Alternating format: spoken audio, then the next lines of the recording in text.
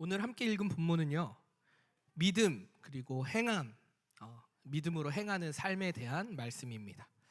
이 말씀은요, 우리의 신앙을 점검해 볼 수 있는 또 귀한 말씀이지요. 그런데 한편으로는요, 우리의 마음을 어렵게 하기도 하는 말씀입니다. 믿음을 가지고 하나님의 뜻대로 살아가고자 우리가 하지만 바울과 베드로와 같이 멋진 일들이 우리 삶에 펼쳐지지 아니하고 또 그런 사역의 일들이 또 그런 영웅적인 어떤 놀라운 일들이 펼쳐지지 아니하는 내 모습을 보면, 우리의 삶을 보면 마치 우리의 삶은 행함 없는 삶과 같거든요. 그래서 마음이 불편한 말씀일 때가 또 있습니다. 오늘 이 본문을 가지고 말씀을 나눌 때에 나에게 먼저 찾아오신 예수님의 그 사랑, 그 은혜를 여러분 다시 한번 기억하시면서 믿음의 담대함으로 하나님 앞에 믿음의 고백을 드리는 저와 우리 모든 성도님들 되시기를 그리스도의 이름으로 축원합니다. 오늘 말씀이 어려운 이유가 무엇이냐면요, 믿음과 행함이 우리의 구원에 관한 말씀으로 들리기 때문입니다. 17절과 26절을 통해서요, 야고보는 뭐라고 얘기하고 있냐면요, 행함이 없는 믿음은 죽은 것이라 라고 말하고 있어요. 행함이 없는 믿음이 죽은 것이니까 우리는 믿고 있는데 행하는 것 같진 아니하고 또 행하는 것 같은데 믿은 것 같진 아니하고, 이런 혼란스러운 약간 불완전한 우리의 삶의 모습으로 생각하지 않습니까? 그러니까 내가 구원받은 백성인가? 이것에 대한 물음표가 늘 우리의 신앙생활에 따라다닌다는 것이죠. 그런데 오늘 우리가 믿음과 이 행함을 말하기에 앞서서 먼저 믿음이 무엇인지 먼저 생각해 보아야 합니다. 여러분, 믿음은 무엇일까요? 믿음, 신뢰, 정답. 우와, 우리 위진이 우와, 커피 저 사주세요. 우와, 맞췄으니까. 예. 믿음은요, 히브리서 11장 1절에는 믿음에 대해서 이렇게 얘기하고 있어요. 믿음은 바라는 것들의 확신이요 보이지 않는 것의 증거다라고 말하고 있습니다. 믿음은 확신임과 동시에, 미진이가 말한 대로 신뢰임과 동시에 보이지 않는 것의 증거라고 말한다는 거예요. 어쩌면 우리가 신뢰라고 말할 수도 있지만, 신뢰라고 말함과 동시에 보이지는 않지만 실존하는 증거가 믿음이라는 거예요. 이 개념으로만 일단 따라오십시오. 신뢰인데 하나님 신뢰하는데, 믿는데 보이지는 않지만 무언가 실존하는 증거가 있대요. 이것을 이렇게 한번 얘기해 보겠습니다. 한 사람의 그리스도인이 있습니다. 이는 사업가입니다. 늘 어떤 일을 하든지 하나님 앞에서 묻고요, 기도하면서 뜻을 분별하고자 애쓰는 사람이에요. 세상의 주류 문화, 기업을 운영하는 가치에 있어서도 세상의 주류 문화를 따르지 않고 하나님께서 원하시는 뜻이 무엇인지 분별하면서 자신의 삶과 사업을 만들어가는 사람입니다. 그리고 실제로 이 사람이 하나님을 사랑하고 이웃을 사랑하는 모습을 실천하는 사람입니다. 더 나아가서 사업 또한 하나님의 사랑을 흘려보내기 위한 것임을 알고 그것에 초점을 맞추고 시선을 맞추고 사업을 하는 사람입니다. 만약 이러한 사람이 그리스도인이라는 것이 알려졌다면 누군가는 그 사람을 보면서 믿음이 있는 자구나, 믿음의 사람이구나 라고 얘기한다는 거예요. 이게 보이진 않지만 실존하는 증거라는 뜻입니다. 하나님과 예수님을 우리는 성경을 통해서 알았지만, 여러분, 하나님과 예수님을, 성령님을 우리 손으로 만져본 적 있으십니까? 음성을 혹시 귀에다 들어보신 적 있으세요? 저는 꿈에는 나와본 적이 있어요. 할렐루야. 네. 삼위일체 하나님은요, 보이지 않고요, 물질 세계에서 우리가 만져질 수는 없어요.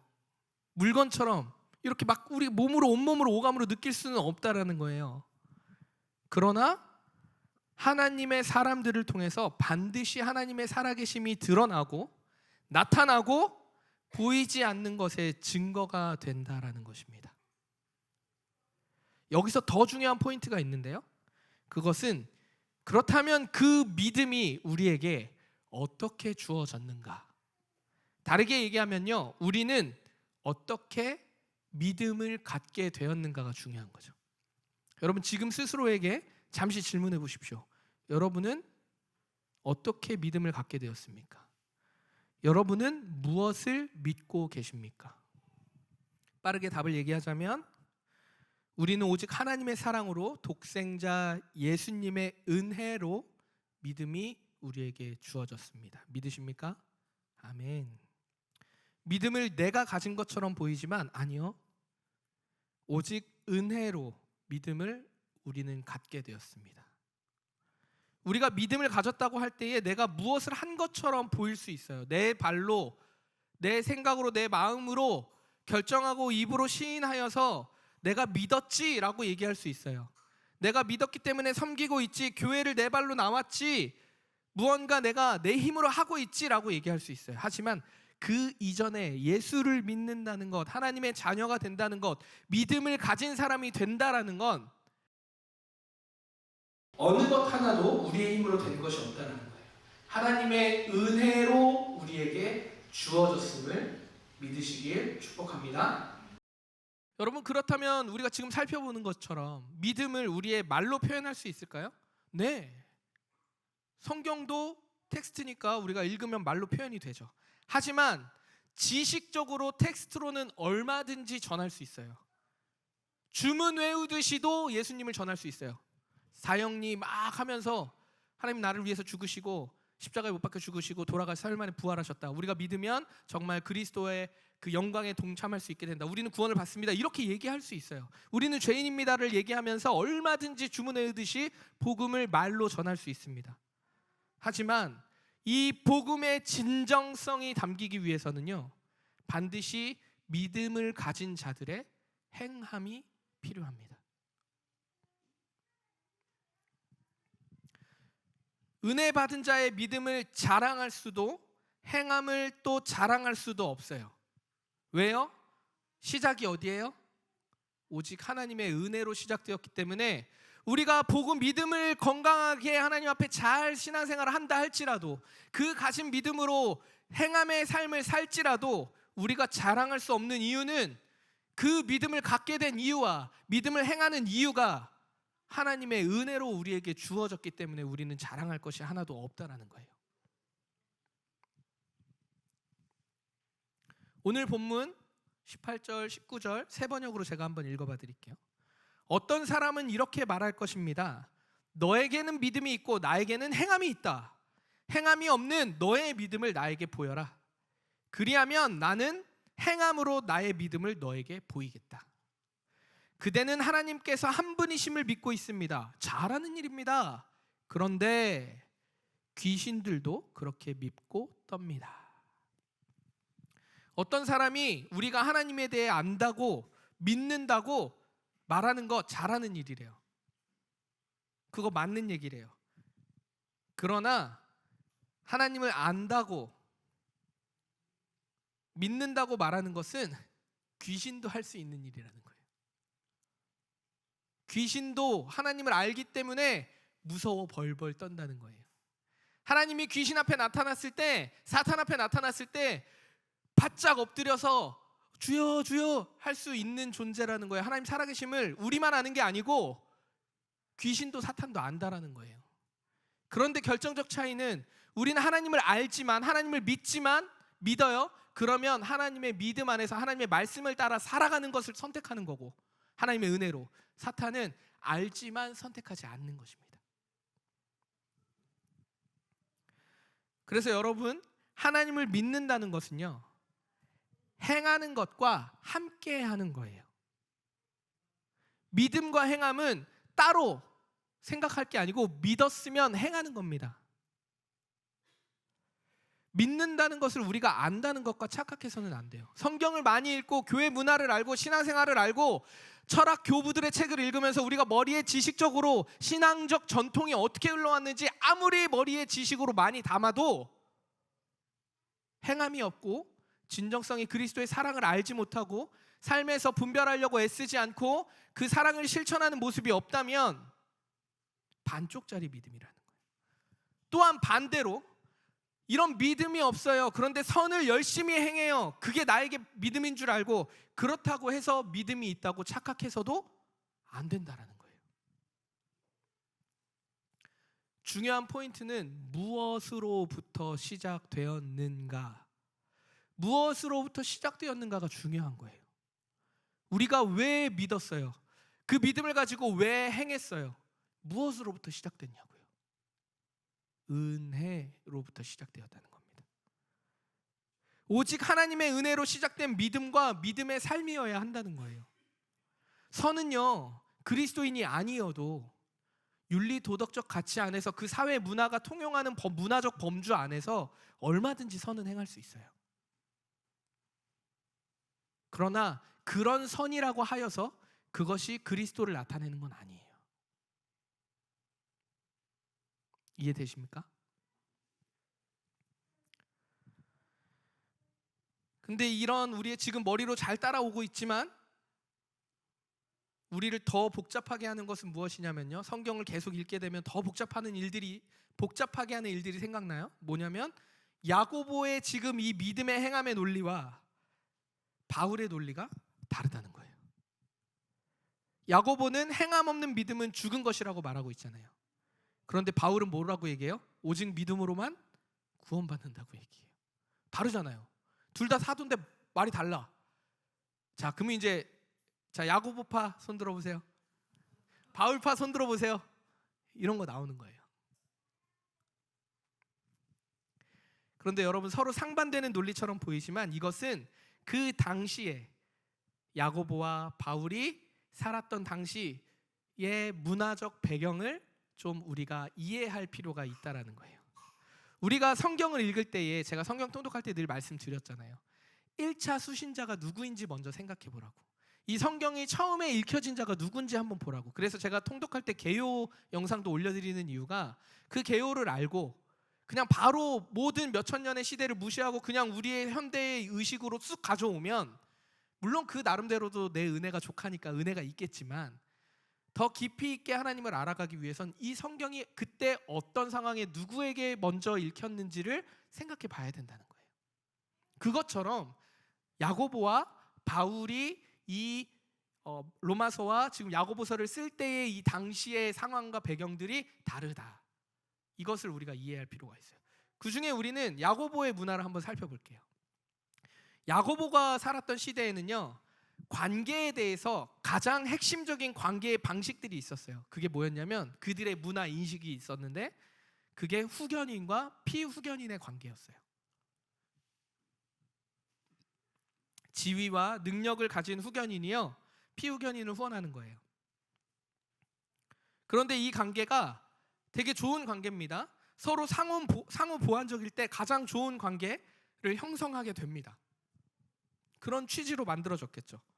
뭐 예를 들어서 이런 거죠. 후견인은 정말 사랑의 마음을 담아서 섬기기 위해서 피후견인을 섬기는 거예요. 보통 물질로 섬기겠죠. 물질로 뭔가 섬겨요. 근데 피후견인은 어떻게 해요? 그래서 후견인에게 늘 감사하고 하나님께 감사하면서 후견인을 더욱 신뢰하면서 서로의 관계를 더욱더 인격적으로 더욱더 관계를 잘 쌓아야 했습니다. 이게 원래 본래 취지예요. 사실 생각해 보십시오. 가진 자가 가난한 자를 돕는 건 당연한 일이잖아요. 그러니까 이 제도나 이런 관계의 형식들은 너무 아름다운 문화고 전통이고 좋은 거였어요. 그런데 마치 이 관계가 이제 형식적으로 변했다는 거예요. 어떤 거냐면 우리가 이 시대에 우리가 느끼는 거랑 비슷하죠.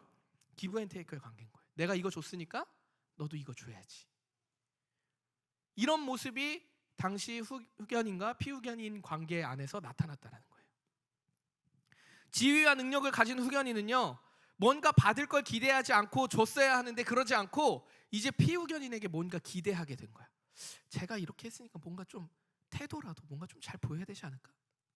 반대로 지위와 능력이 없는 피후견인은요, 후견인의 기대에 부응하지 못했다라는 거예요. 사실은요, 관계라는 것은요, 처음부터 주거니 받거니 이런 보이는 물질로 메꿀 수 있는 것이 아니라는 것입니다. 오직 그 관계는요, 사랑과 신뢰가 가장 중요한 포인트였어요. 사랑과 신뢰가 아니라 보여지는 것에 집중하면요, 그 관계는요 반드시 깨어집니다. 누군가 비싼 명품을 선물해 줬어요. 그러면 나도 비싼 명품을 선물해 줘야 되는 것이 아니라 내가 지금 주어진 상황에서 최선을 다한 사랑과 마음을 담은 선물로도 서로가 기뻐할 수 있어야 되는 게 좋은 관계라는 거예요. 무엇보다도 이 과정에서는요, 관계라는 것은 사랑과 신뢰를 기본으로 한다는 거예요. 보이지 않는 것의 증거, 사랑과 신뢰가 작용해야 된다는 겁니다. 이처럼 야고보와 바울의 문화적 배경이 달랐기 때문에 지금 이 말이 다르게처럼 나타났지만, 텍스트 성경은 다르게 말하는 것처럼 보이지만 사실상 두 사람 다 무엇을 얘기하냐면 서로를 사랑하고 신뢰하는 문화 안에서 하나님의 일하심이 나타나는 것을 말하고 있는 거예요. 그러니까 야고보가 있는 지금 이곳에는 어떤 사람들이 많다는 얘기예요. 나 줬으니까 너도 나 이거 줘. 피후견인 후견인의 관계 안에서 서로 기브 앤 테이크의 문화가 너무 그 안에 있다라는 거. 우리 언어로 한다 그러면. 그러니까 야, 행함하는 거 행함만으로 잘하는 거 아니야. 후견인 너 피후견인 섬긴다고 너 하나님 잘 믿는다고 얘기하는 거 아니야. 그거. 야, 피후견인 너 그냥 나는 믿음이 있으니까 후견인에게 신뢰하지 않고 뒤돌아서 딴짓하고 딴말하고 이러는 거 그거 믿음 아니야. 이 얘기를 하고 있다는 거예요. 행함만 얘기하는 게 아니라 믿음과 행함의 관계, 그것들이 이 사회 안에 우리의 관계 안에 어떻게 형성되고 있는지를 말하고 있다는 겁니다. 다시 말씀으로 좀 돌아와 볼까요? 돌아와서 믿음과 행함의 삶을 조금 더 깊이 살펴보겠습니다. 야고보는 은혜로 시작된 믿음은 행함으로 이어져야 함을 말하고 있잖아요. 그렇죠? 안 그러면 반쪽짜리라고 야고보는 되게 막 강하게, 이거를 이제 뭐 우리의 말로는 천명한다라고 얘기하는데 그렇게 얘기해요. 그리고 그 예를 뭘로 들어요? 구약 성경에 있는 아브라함과 기생 라합의 이야기로 전합니다. 우리가 모두 알고 있듯이 아브라함은 아들 이삭을 하나님께 바쳤습니다. 여러분 생각해 보십시오. 지금 마침 우리 예슬이가 해솔이가 울고 있는데 이 해솔이를 하나님께서 바쳐라. 믿음이 좋아요. 가라. 예, 사실은 아브라함의 이 믿음은요, 도무지 우리의 상식으로는 이해가 안 되는 대목이에요. 그런데요, 아브라함의 이 이삭을 바치는 행동을 통해서 이 행함으로 인해서 하나님께서 뭐라고 얘기하셨어요? 의롭다라고 얘기하셨다는 거예요. 그리고 그 뒤에는 더 놀라워요. 하나님의 친구라고 불림을 받았어요. 야, 나 진짜 나는 주의 친구, 이 노래 엄청 불렀잖아요, 우리 옛날에. 근데도 여전히 하나님 나의 친구는 약간 뭔가 어색하지 않아요? 근데 하나님이 친구로 불렸대. 얼마나 친밀한 관계였겠어요? 사랑과 신뢰가 완전 끈끈하게 붙어있는 관계가 아브라함과 하나님의 관계이지 않았을까 생각이 드는 거예요. 중요한 것은요, 그렇게 의롭다, 친구라고 불리는 이 때가, 그렇게 불림 받았을 때가 그때부터 아브라함의 믿음이 막 성장했다라는 게 아니라는 거예요. 아브라함이 가진 그 믿음이 이삭을 바칠 때 시작된 것이 아니라는 얘기예요. 본토를 떠나 어디로 가야 할지도 모를 그때의 하나님의 말씀을 따라 삶을 선택한 그때부터 아브라함에게는 믿음으로 사는 삶이었어요. 근데 그게 언제까지 이어졌어요? 이삭을 바칠 때까지. 아니, 아브라함이 주님 곁에 갈 때까지 그 믿음을 지켰다라는 거예요. 물론 실수도 있었고 연약함도 있었죠. 그런데 정말 이 믿음을 가진 자의 모습으로서 의롭다함을 받을 때까지, 하나님의 친밀함으로 친구라고 불려지기까지 그 믿음의 길을, 그 믿음의 여정을 수십 년간의 100세의 이삭을 낳았어요. 그 수십 년간 인내와 고통과 연단 가운데 믿음을 지키고 의롭다함을 받았다라는 거예요. 한순간 이삭을 바쳐서 그때 의롭다, 야 너 이제 구원받았어, 이게 아니라는 얘기예요. 아브라함은 믿음에 흔들림이 없었다라는 것입니다. 아브라함을 통해 우리는 우리의 믿음과 우리의 믿음의 행함을 다시 생각해 보아야 합니다. 내가 믿음의 행함이 없으니까 난 믿음이 없나? 이제 이런 고민 안 해야 돼요. 행함만 중요한 게 아니고 믿음만 중요한 게 아니고 믿음과 행함이 같이 가야 되기 때문에, 그러면 내가 어떻게 믿었고 무엇으로 믿었고 반드시 본질로 돌아와서, 처음으로 돌아와서 내가 왜 믿음을 가졌고 믿음으로 산다는 것이 무엇이고 믿음으로 살아가는 삶이 어떤 것인지를 고민하는 것부터 시작해야 돼요.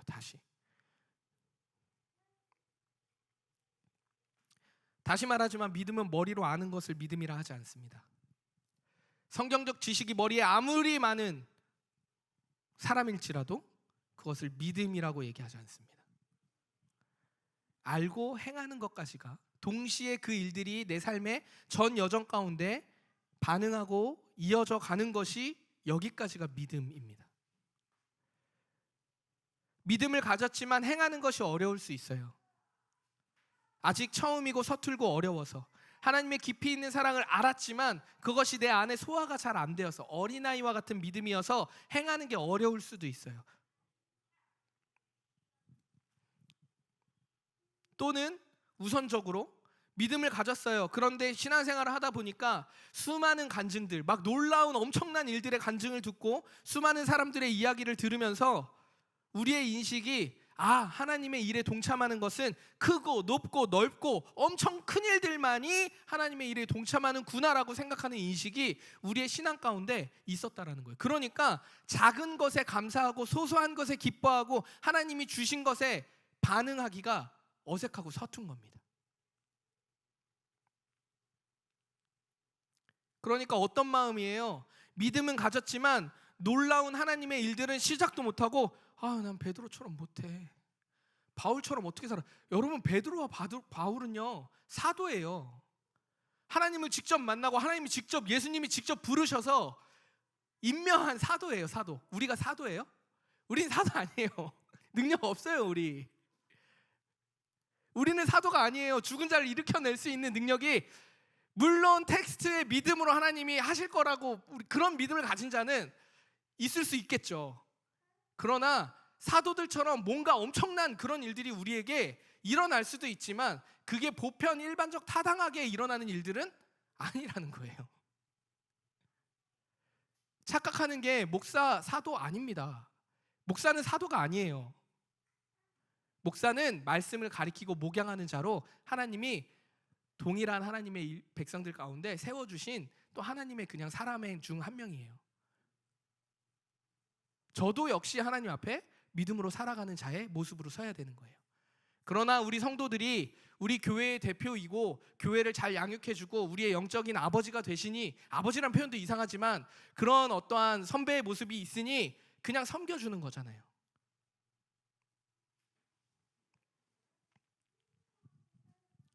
아브라함이 의롭다함을 받은 이유가 바로 이 우리가 지금 나눴던 이야기라는 거예요. 전 여정을 통해서 아브라함은 믿음을 지키며 틈틈이 실수했지만 하나님 앞에 계속해서 살아내는 훈련들을 했습니다. 믿음은요, 인내를 반드시 수반합니다. 인내 없는, 고통 없는 믿음, 여러분 미안하지만 없어요. 만약에 그렇다면 예수님은 십자가를 지지 않으셔도 됩니다. 굳이 인간의 몸으로 오셔서 십자가를 지셔서 우리에게 인간으로서의 고통과 그것을 직접 육신으로 겪어내시고 체휼하시고 그렇게 하실 이유가 없었어요. 평안한 삶, 감사한 삶, 아무 걱정 없고 불안 없는 삶 원하십니까? 죄송한데 없습니다. 빨리 마음을 내려놓으십시오. 네, 없습니다. 뭐야, 이 교회 이상한데? 네, 나가셔도 좋습니다. 네. 없습니다, 여러분. 십자가는 사랑이기 때문에 그 사랑을 경험한 자에게만 보이지 않는 증거로 사랑과 평안과 안식과 감사가 주어지는 것입니다.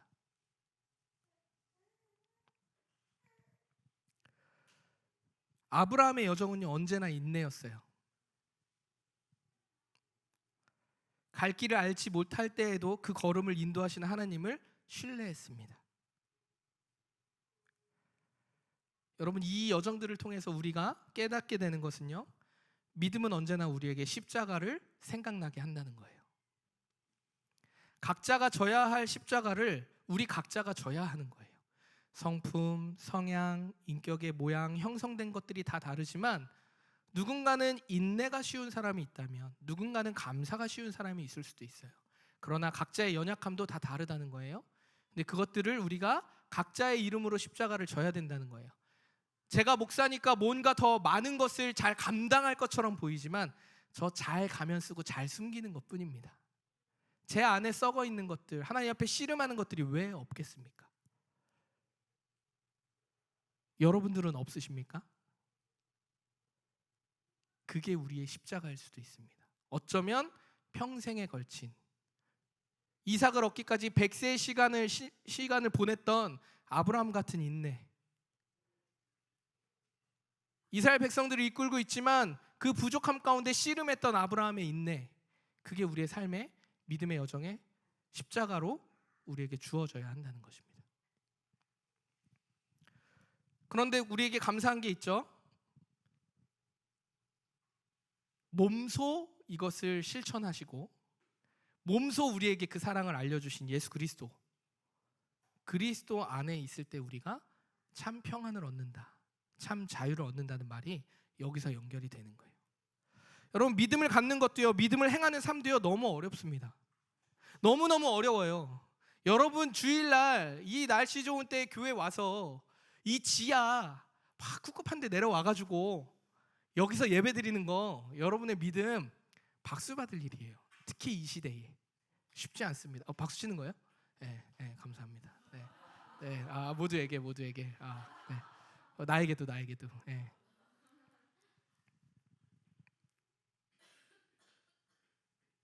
그러나 우리는요, 박수 받을 일이지만 자랑할 것이 없습니다. 그런데요, 우리가 하나님을 사랑을 경험했기 때문에 믿음으로 살아가기로 선택한 거예요. 맞다고 대답하잖아. 이 여정은요, 단회적으로 끝나는 한 번의 사건으로 끝나는 그런 여정이 아니에요. 우리의 삶에, 우리의 전 삶의 전 영역을 통해서 하나님의 은혜가 놀랍게 나타나는 일들이라는 거예요. 자, 말씀을 좀 정리해 볼까요? 22절 말씀입니다. 22절. 내가 보거니와 믿음이 그의 행함과 함께 일하고 행함으로 믿음이 온전하게 되었느니라. 내가 보거니와 믿음이 그의 행함과 함께 일하고 행함으로 믿음이 온전하게 되었느니라. 믿음과 행함은 함께 일함으로써 무엇을 이룬대요? 온전함을 이룬대요. 내 삶을 여러분 돌아볼 때에 믿음 없음에 고통스러우신 분 계십니까? 하나님의 은혜 앞으로 나아가시기를 축복합니다. 하나님의 말씀 앞에 머무르시기를 마음 다해서 축복합니다. 오늘 하루에 일용할 양식을 구하면서 찬양하고 기도하는 삶으로 나아가시기를 축복합니다.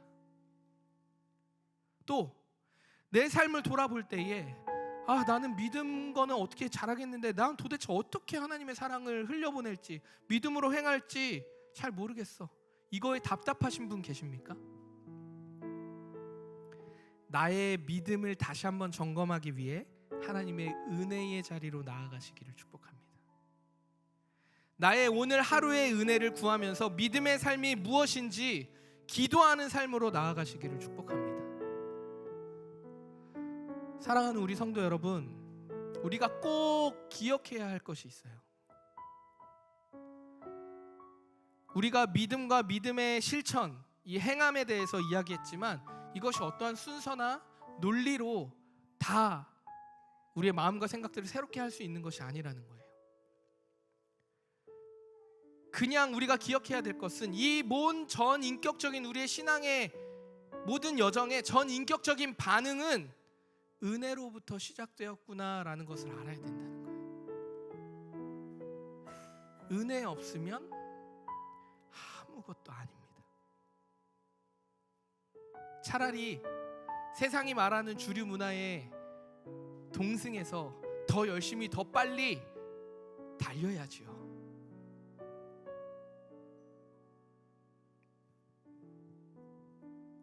하나님의 은혜를 입은 자에게는 당연히 믿음이 있습니다. 믿음을 가진 자에게는 당연히 믿음으로 살고자 하는 실천이 따르게 되는 거예요. 믿음을 가졌으니까 이제 따라야지, 이게 아니라 믿음을 가졌기 때문에, 기쁘기 때문에, 감사하기 때문에, 고통 가운데 기뻐하는 법을 배웠기 때문에, 인내 가운데 하나님이 주신 풍성한 은혜를 경험해 봤기 때문에 이것을 누군가에게 전하지 않고서는, 말하지 않고서는, 저 사람의 고통에 공감이 되지 않고서는 안 되는 일들인 거예요. 실천은 당연히 따라오는 것들입니다. 내가 해야지 결정하는 것이 아니라 은혜를 경험하고 믿음을 가진 자들은 실천을 할 수밖에 없다라는 거예요. 근데 그게 안 돼. 그러면 은혜의 자리로 돌아가자고요.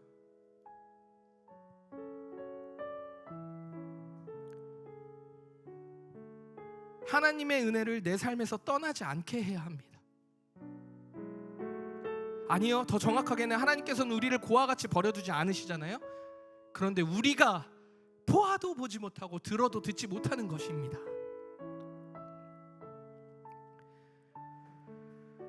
진짜 우리 성도들에게 부탁하고 싶은 것은요, 신앙을요 삶의 자기개발처럼 접근하지 않았으면 좋겠어요. 어떠한 단계로 그렇게 접근하지 않았으면 좋겠습니다. 첫 번째도 두 번째도 세 번째도 끝까지도 은혜 안에 머무는 것이 가장 중요해요. 은혜 없는 믿음과 은혜 없는 실천은요 우리에게 아무런 유익을 가져다 줄 수 없거든요. 그러니까 자기개발처럼, 이걸 하면 내가 무언가 주어질 것처럼 그렇게 신앙생활 하지 말자고요.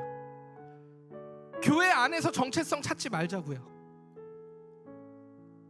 세상 안에서 그리스도인으로서 내가 못 산다고 또 자책하지 말자고요. 그리고 그것을 이겨내기 위해서 하나님 이용하지 말자고. 그냥 은혜 안에 머물러 보자고. 도대체 그 은혜의 삶이 무엇인지 한번 붙잡아 보자고. 그것만 좀 해보자고. 그게 그렇게 어려우니까.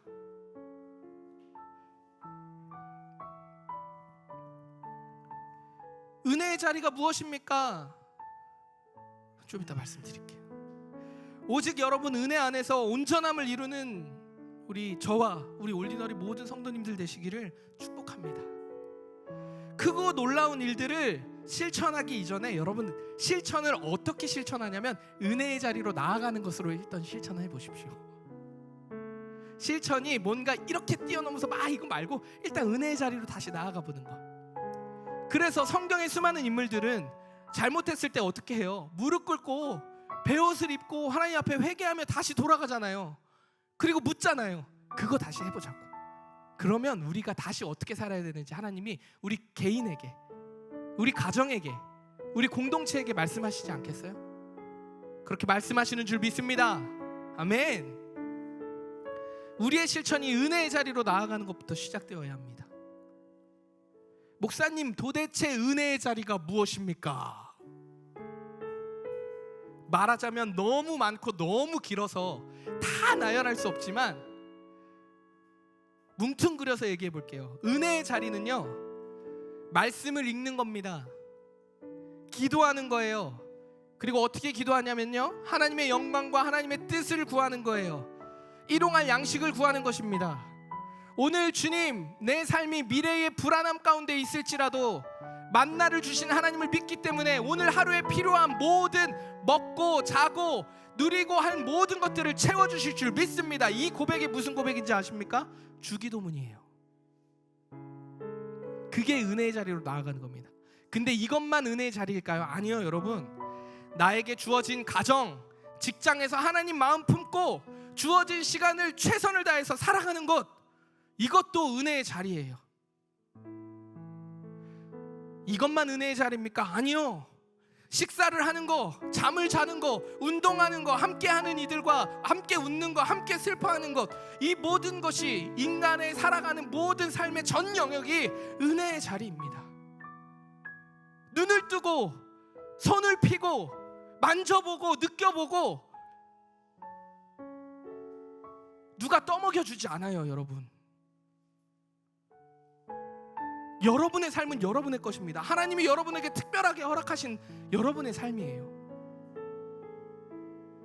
보십시오, 맡아보십시오, 누려보십시오. 그리고 공동체와 나눠보십시오. 그러면 어떻게 할지 몰랐던 사람이 한번 그 일들을 하게 되고, 해봤지만 실패하고 낭망했던 사람을 다시 한번 일으켜주고, 세상에서 할 수 없는 일들이잖아요. 세상은 원해요. 내가 이걸 해줬으면 너도 나에게 이걸 해줘라고 말한다고요. 근데 공동체는 그게 아니잖아요. 우리 머리로 아는 거 실천해 보자고요. 은혜의 자리를 찾는 것이 곧 믿음으로 실천하는 자리가 되어지는 것임을 믿습니다. 사랑하는 우리 성도 여러분, 우리 같이 은혜의 자리로 나아가는 실천을 해봅시다. 예배와 기도와 말씀, 이게 막 중요도가 90% 100% 이거 아니고, 삶의 모든 영역의 우선순위를 잘 정리해서 여러분의 일터와 가정과 믿음의 공동체와 수많은 그 삶의 현장에서 은혜의 자리가 어디에 있는지 기도하며 구하며 한번 누려봅시다. 누려봅시다. 이제 좀 누려보자고. 하나님 다 주셨다고.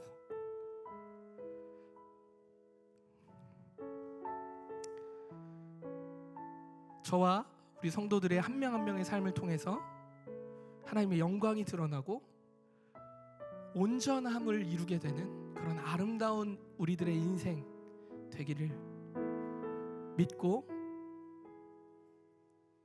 감사하며 그리스도의 이름으로 축원합니다.